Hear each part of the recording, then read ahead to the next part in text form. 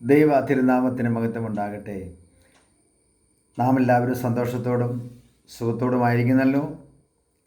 ഈ തിരുവചനം നിങ്ങൾ ഓരോ ദിവസവും കേൾക്കുന്നത് നിങ്ങളുടെ ജീവിതത്തിന് അനുഗ്രഹത്തിനും വിടുതലിനും കാരണമാകുന്നല്ലോ. എന്തെങ്കിലുമൊക്കെ കമൻ്റ് ഉണ്ടെങ്കിൽ അറിയിക്കാം. ദൈവനാമം മഹത്വപ്പെടേണ്ടതിന്. ഇന്നത്തെ ചിന്തയ്ക്കായിട്ട് ദൈവവചനത്തിൽ നിന്ന് നമ്മൾ വായിക്കുന്നത് 2 കൊരിന്ത്യർ 8-9 വാക്യമാണ്. നമ്മുടെ കർത്താവായ യേശുക്രിസ്തു സമ്പന്നനായിരുന്നിട്ടും അവൻ്റെ ദാരിദ്ര്യത്താൽ നിങ്ങൾ സമ്പന്നരാകേണ്ടതിന് നിങ്ങൾ നിമിത്തം ദരിദ്രനായി തീർന്ന കൃപ നിങ്ങൾ അറിയുന്നുണ്ടോ?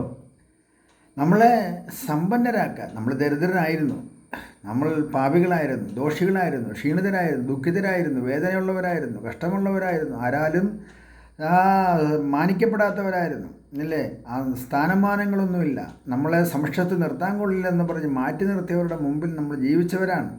ജീവിതത്തിൽ ഇനി ജീവിക്കണ്ട എന്ന് കരുതി ആത്മഹത്യയ്ക്ക് വേണ്ടി ശ്രമിച്ചവരുണ്ട്, അല്ലേ?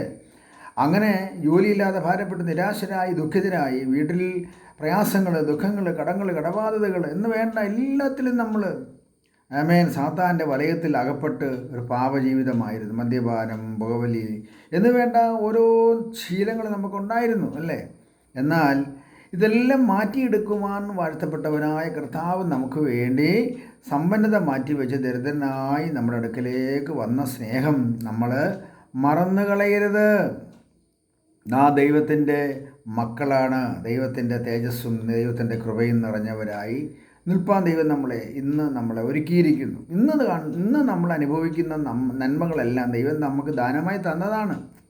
നമ്മുടേതായ കഴിവ് കൊണ്ടോ മിടുക്കൊണ്ടോ നേടിയതല്ല. കർത്താവിനെ അറിഞ്ഞതുകൊണ്ടും കർത്താവ് നമ്മളെ സ്നേഹിച്ച് വിളിച്ചതുകൊണ്ടും ദൈവം നമുക്ക് തന്ന ദാനമായ ഈ സ്നേഹത്തിൻ്റെ കരുതലുകളെ ഓർത്ത് സ്തോത്രം ചെയ്തുകൊണ്ടും മറ്റുള്ളവരെ ദുഷിക്കുകയും ഭക്ഷിക്കുകയും ചെയ്യാതെ വണ്ണം നാം ദൈവത്തിൻ്റെ കൃപയിൽ നിൽക്കണം. നമ്മളെ സമ്പന്നരാക്കേണ്ടതിന് എന്തിൻ്റെ സമ്പന്നതയാണ്? ആത്മീയമായ സമ്പന്നത, കൃപാവരങ്ങളുടെ സമ്പന്നത, പരിശുദ്ധാത്മാവിൻ്റെ നിറവിലുള്ള സമ്പന്നത, ശുശ്രൂഷയുടെ സമ്പന്നത, എളിയവരെ സ്നേഹിപ്പാനുള്ള സമ്പന്നത, ക്രിസ്തുവിൻ്റെ മനസ്സുണ്ടാകുമാറുള്ള സമ്പന്നത ഒക്കെ തന്ന് നമ്മളെ മാനിച്ച് അനുഗ്രഹിച്ച് നിർത്തിയിരിക്കുകയാണല്ലേ.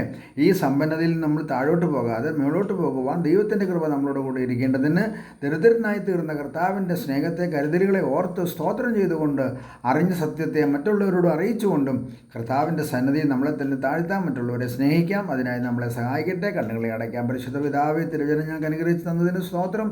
നാമത്തെ അങ്ങ് മഹത്വപ്പെടുത്തിയതിനായ സ്തോത്രം. യേശു ക്രിസ്തുവിൻ്റെ നാമത്തിൽ തന്നെ. ആമേൻ.